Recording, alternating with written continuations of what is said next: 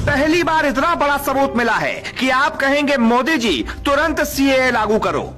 ममता बनर्जी ने बांग्लादेशी को दिया टिकट। हाई कोर्ट भी फाइल पढ़कर हैरान हो गया। क्या बांग्लादेशी घुसपैठिए बनेंगे टीएमसी के विधायक और बनाएंगे बंगाल का कानून? कोलकाता के हाई कोर्ट के जज विवेक चौधरी के पास एक ऐसी फाइल पहुंची जिसको पढ़कर वो भी हिल गए। पहले जज साहब को लगा यह गलती से हुआ होगा, लेकिन जब बात पता चली तो वो भी हैरान हो गए।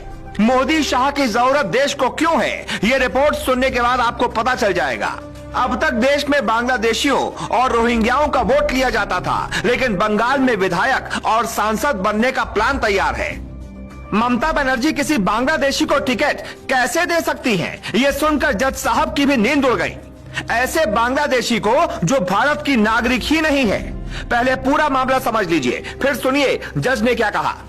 दरअसल पश्चिम बंगाल में चुनाव के दौरान बीजेपी का मुद्दा था सीएए एनआरसी लागू करेंगे, तो टीएमसी यानी ममता बनर्जी का मुद्दा बंगाल में लागू नहीं होगा। तो टीएमसी यानी ममता बनर्जी का मुद्दा था बंगाल में सीएए एनआरसी लागू नहीं होगा, क्योंकि बंगाल में हजारों की संख्या में अवैध बांग्लादेशी और रोहिंग्या मुसलमान रहते हैं जो टीएमसी को वोट देते हैं और टीएमसी उनकी रक्षा करती है।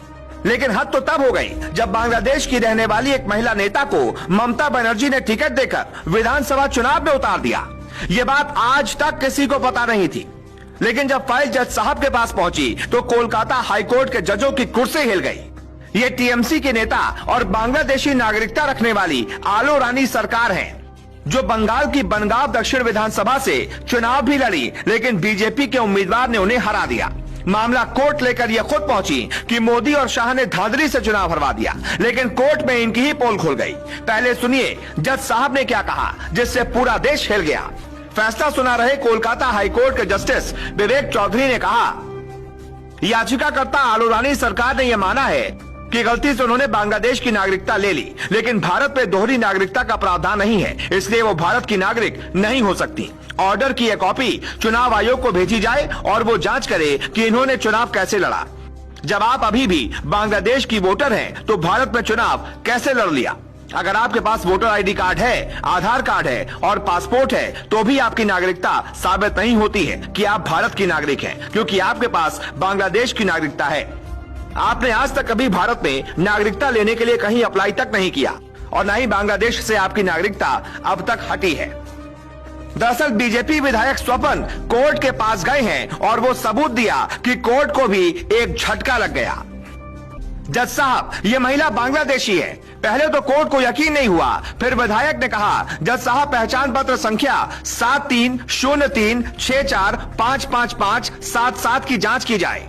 इसमें आलो रानी का पता बांग्लादेश के बारी साल जिले का है।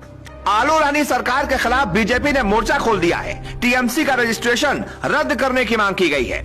ममता बनर्जी को घुसपैठियों और बांग्लादेशियों से हमेशा प्यार रहा है, तभी तो सीएए और एनआरसी के खिलाफ हैं। मोदी सरकार ने जब बीएसएफ का दायरा बढ़ाया तब भी दिल्ली पहुंच गई। घुसपैठियों को रोकने से परेशानी क्या है? बीते साल ही कई ऐसे बांग्लादेशी पकड़े गए जो फर्जी वोटर कार्ड बनाकर बंगाल में रह रहे थे। ज्यादातर लोग मजदूर हैं। साल 2005 में सदन में ममता ने कहा था कि बंगाल में घुसपैठ एक त्रासदी है। स्पीकर पर पर्चा फेंक दिया था। बंगाल की वामपंथी सरकार पर घुसपैठियों को शरण देने के आरोप लगाती थी। अब खुद वही काम कर रही हैं। कई रिपोर्ट ऐसे दावे करती है कि बांग्लादेश में बड़ी संख्या में ऐसे बांग्लादेशी हैं जिनके दम पर टीएमसी के कार्यकर्ता बवाल मचाते हैं, चुनाव में जीत हासिल करते हैं और फिर ममता सरकार में रहकर उन बांग्लादेशियों की मदद करती है। वोट बैंक के चक्कर में बंगाल की जनता को सबसे ज्यादा भारी नुकसान हो रहा है और ये बात पीएम मोदी और अमित शाह अच्छी तरह से जानते हैं। तभी तो बंगाल की धरती से अमित शाह ने कहा कि कोरोना खत्म होने दो, फिर देश भर में सीएए लागू करेंगे। तो ममता बनर्जी के माथे पर पसीना आ गया था।